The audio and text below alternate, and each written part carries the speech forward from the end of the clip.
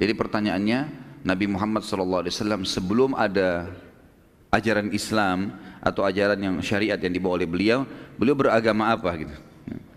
Jadi di Mekah teman-teman, masyarakat itu mengikuti ajaran Nabi Ibrahim alaihissalam. Di Mekah mereka mengikuti ajaran Nabi Ibrahim alaihissalam. Makanya pelajaran sirah kita mulai dari sejarah Nabi Ibrahim alaihissalam.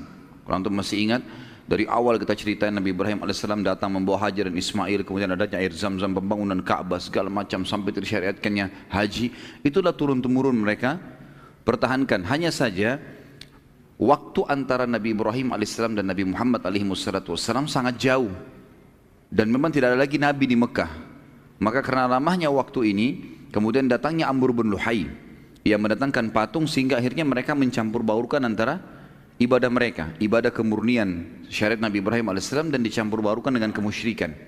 Dan ini betul-betul pelajaran teman-teman sekalian tentang bahayanya orang berbuat musyrik.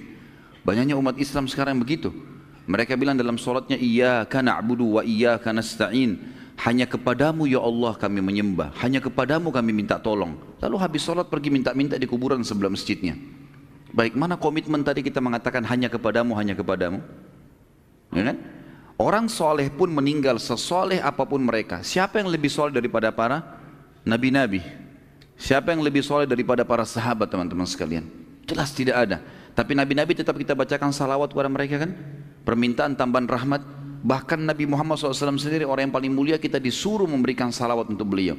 Minta agar Allah tambahkan karunia rahmat, karunia dan rahmat yang luas gitu kan, kepada Nabi SAW. Begitu juga para nabi-nabi, begitu juga para sahabat.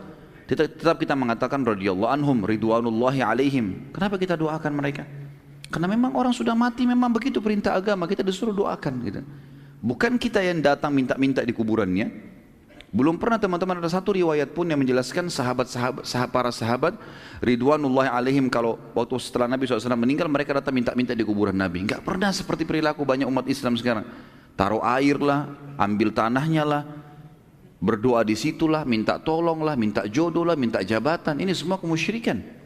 Musyrik ini saudaraku seiman, tinggalkan, tidak boleh. Allah Subhanahu wa taala menyuruh kita memurnikan ibadah kepadanya. Makanya para sahabat kalau sendalnya putus minta ke langit, ya Allah sendal saya putus, sakit, ya Allah sembuhkan. Bukankah Nabi Ibrahim alaihissalam mengatakan dan Allah kekalkan dalam Al-Quran, A'udzubillahi minasyaitonirrajim, alladzi yumituni thumma yuhyin. Ya. Dia yang menghidupkan dan mematikan saya. Kemudian dalam ayat yang lain Nabi Ibrahim AS mengatakan wa idza maridtu fahuwa yashfin. Kalau saya sakit cuma dia menyembuhkan saya. Kalimat tauhid semuanya, pengesaan kepada Allah Subhanahu wa taala. Berapa banyak orang terjerumus dalam kemusyrikan dan tidak sadar.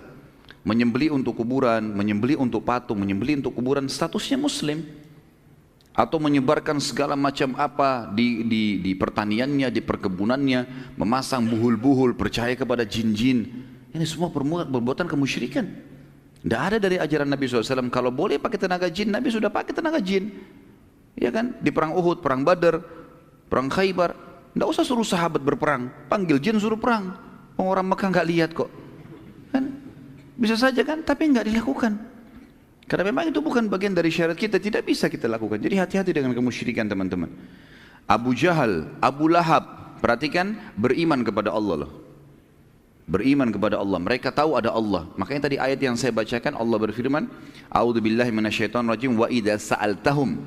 Hai Muhammad, kalau kau tanya mereka orang-orang Mekah itu, man khalaqas samawati wal ard? Siapa pencipta langit dan bumi? Wa sakhkhara asy-syamsa wal qamar, dan mengatur dan menundukkan bulan dan matahari dan bulan. La yaquluna Allah. Mereka pasti serentak penduduk Mekah akan mengatakan ada Tuhan namanya Allah. Tanya mereka, hai Muhammad, kenapa mereka sembah-sembah berhala itu kalau begitu? Untuk apa mereka datangkan berhala-berhala? Mereka jawab dan Allah wakalkan, ma na'buduhum illa liyuqarribuna ilallahi zulfa. Kami enggak sembah berhala-berhala ini kecuali hanya perantara yang memudahkan kami mendekatkan diri sama Allah. Apa hubungannya?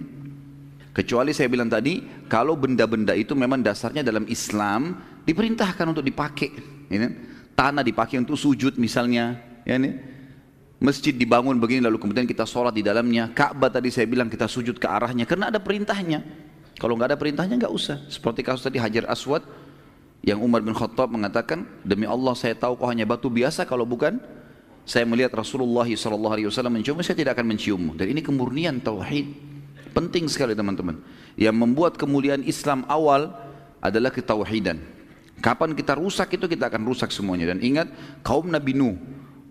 Nabi Nuh alaihissalam ya, mengingatkan kaumnya selama 950 tahun itu teman-teman sekalian semuanya mengingatkan masalah tauhid dan mereka menyembah berhala. Akhirnya Allah binasakan mereka. Jadi ini harus digarisbawahi teman-teman sekalian. Baik.